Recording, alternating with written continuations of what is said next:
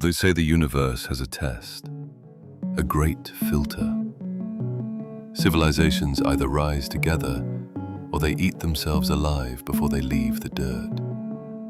We had the map. By 2025, the doomsday clock was 89 seconds to midnight. We were staring at the edge. We knew the way out wasn't oil or coal or digging up the dead bones of the past. It was the water. Deuterium. Fusion. We figured out how to burn the ocean to make the fire of the stars. 1 gram could have powered a city. It should have been free.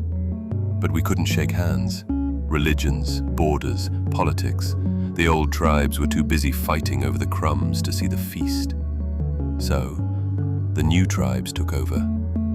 The trillionaires, the super elite. They stopped trying to fix the nations. They simply outspent them. They built the humming machines, massive AI-driven fusion cores that didn't need voters or workers or prayers. They created a closed loop. Power creates matter. Matter creates robots. Robots fix the power.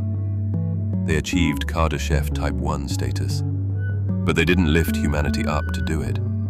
They cut the rope. The middle class didn't fade away. They were defractured, split into dust. Society collapsed into 2 species. The gods, living in self-repairing, climate-controlled Edens, fueled by the oceans they claimed. And the scavengers, my people, fighting over scrap metal in the shadows of the machines. My father called it optimization. He said we saved the species by shedding the weight.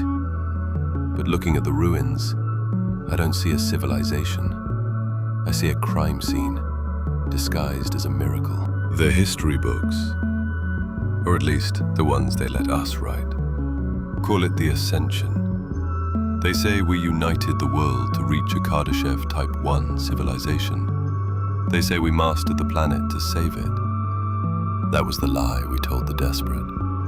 The truth is, the world didn't end with a war. It ended with a transaction. It started when the trillionaires stopped competing with nations and simply bought them. Borders dissolved into corporate zones. Parliaments became boardrooms. The sovereignty of governments was traded for debt relief, and in that silence, the monopoly began. They didn't just privatize the land, they privatized the physics of survival.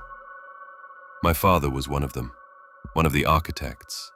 He watched as they built the great systems, the atmospheric engines, the geothermal spikes, the quantum foundries. They promised infinite energy, a world without want. But physics demands a trade.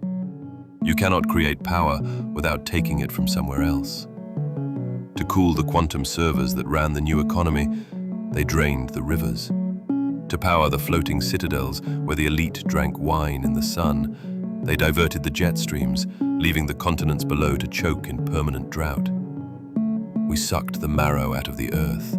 We turned the oceans into coolant and the soil into dust, rendering a green world barren just to keep the lights on in the sky. I was born in that sky, high above the dust. I never saw the ruin, but my father, he saw it every time he closed his eyes. He knew that a system built on theft eventually collapses. He knew the earth would come to collect its debt. That's why he didn't raise me to be a CEO. He didn't teach me how to manage a portfolio. He taught me how to hunt, how to read the wind, how to endure the cold. While the other heirs were learning to rule a digital empire, my father was preparing me for the day the power went out.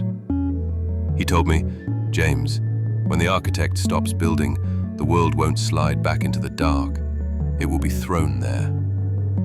Today is that day. The sensors are bleeding red. The quantum architect has gone silent. The atmospheric shields are dropping, and the trillionaires are realizing that all their money cannot buy gravity. The golden age is over. The age of survival has begun. And I am flying north, into the only place cold enough to hide the sins of my father. Today is the day. It's gone.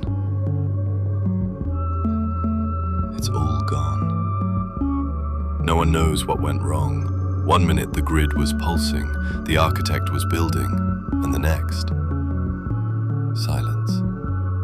The citadels are falling out of the sky, the trillionaires, the ones who bought the world. They're screaming over the comms. They're offering fortunes for a rescue that isn't coming. They don't understand. There's no one left to rescue them. We killed the rest of humanity years ago. We drained their rivers to cool our servers. We starved the continents to fuel our greatness. Most of them are dead anyways. The ones left, they aren't looking up to save us. They're looking up to watch us burn. But my father, he didn't scream when the screens went black. He just looked at me. He spent 20 years preparing me for this. Not for the ruling, but for the running. Go north, he said. When the machine stops, go to the ice. So I'm running. Behind me, the world is ending. Ahead of me is the white silence.